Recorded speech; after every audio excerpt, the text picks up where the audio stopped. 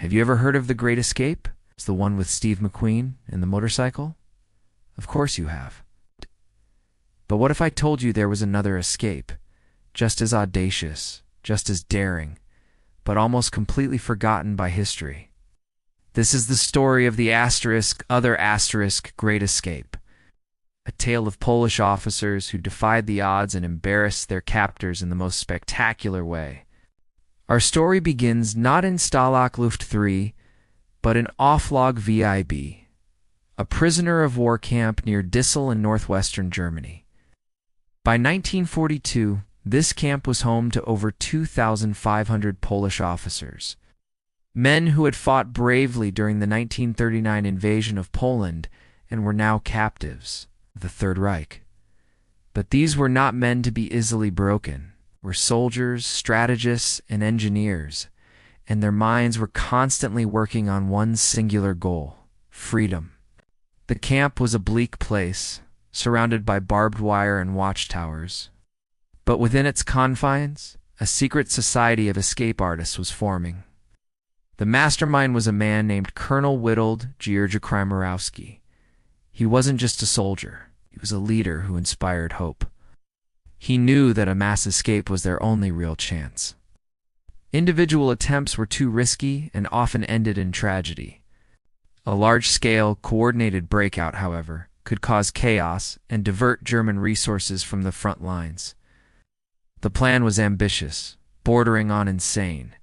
They would dig a tunnel, not just any tunnel, but a massive engineering project right under the noses of their German guards. They codenamed it Big Bertha. The chosen starting point was brilliant: the camp's theater. The stage was elevated, providing a perfect hidden space to begin their descent into the earth. The work was grueling. The diggers, a team of dedicated officers, worked in shifts, carving their way through the dense, heavy clay. The tools were primitive, fashioned from bed slats, table legs, and stolen bits of metal. Think about that for a second. These men were digging a tunnel hundreds of feet long with what were essentially glorified garden trowels. The air was thick and stale. The risk of a cave-in was constant. And every scoop of dirt had to be painstakingly removed and hidden. But where do you hide tons of excavated soil in a crowded prison camp? This is where the ingenuity of the Poles truly shone. They developed a system they called the penguin method. Diggers would fill small sacks made from trouser legs with dirt, attach them to strings inside their greatcoats, and then waddle out into the exercise yard. As they walked, they'd pull the strings, releasing a steady trickle of soil from their trouser cuffs, which would then be scuffed into the ground by the feet of hundreds of other prisoners.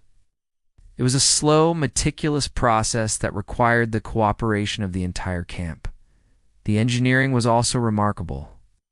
They needed to shore up the tunnel walls to prevent collapse. The source of the wood, the prisoners' own beds. Every night, men would sleep on fewer and fewer slats, sacrificing their comfort for the sake of the tunnel. They also managed to create a ventilation system using old tin cans linked together, with a hand-cranked bellows to pump fresh air to the diggers working deep underground. They even tapped into the camp's electrical grid, running a wire down the tunnel to power a single precious light bulb. For over 8 months, this clandestine operation continued. 8 months of constant fear, back-breaking labor, and incredible teamwork. They faced countless close calls. Guards would conduct surprise inspections. Dogs would sniff suspiciously close to the theater. But through sheer luck and incredible discipline, the secret of Big Bertha was kept safe. Finally, on the night of September 19, 1943, the time came. The tunnel was complete, stretching an incredible 140 meters, or about 460 feet, beyond the camp's outer fence and into a nearby potato field. It was an astonishing achievement. The plan was for around 100 officers to escape. They gathered in the theater, their hearts pounding. They were dressed in makeshift civilian clothes, equipped with forged papers and compasses crafted from melted gramophone records. The first man entered the tunnel. The journey was claustrophobic and terrifying. The tunnel was barely big enough for a man to crawl through on his elbows. It was a long, dark crawl towards an uncertain freedom. One by one, the officers followed. But then, disaster struck. The tunnel exit, which they believed would be hidden in a small depression, actually surfaced in the middle of a flat, open field, in clear view of a nearby guard tower. The first few men who emerged managed to crawl away into the darkness, but as more men came out, the pile of bodies in the potato field became too conspicuous. A sentry spotted them. A shot rang out, followed by alarms, searchlights, and shouting. The escape was compromised. Chaos erupted at both ends of the tunnel. Of the 80 men who had entered, 47 managed to get out before the Germans discovered the entrance. Those still in the tunnel had to scramble back, their hopes of freedom dashed in an instant. The immediate aftermath was brutal. The camp commandant was furious and humiliated. The 47 escapees were now fugitives in the heart of Nazi Germany, 1,000 kilometers from friendly territory. A massive manhunt was launched. The Gestapo was called in, and the orders from on high were clear. Find them and make an example of them. Despite the odds, a few of the escapees did make it. Against all probability, 3 officers, using their wits, their forged documents, and a healthy dose of luck, managed to travel across the entire country and reach Allied lines. Their stories are individual epics of survival and courage. But for the vast majority, the story ended in recapture. Sadly, of the 47 who escaped, 37 were recaptured and executed by the Gestapo, a clear violation of the Geneva Convention. Their deaths were a stark reminder of the brutality of the regime they were fighting against. Their sacrifice, however, was not in vain. The Dissel escape, while less famous than the Stalag Luft III breakout, was a monumental act of defiance. It tied up thousands of German soldiers and police in the manhunt, a significant distraction for the war effort.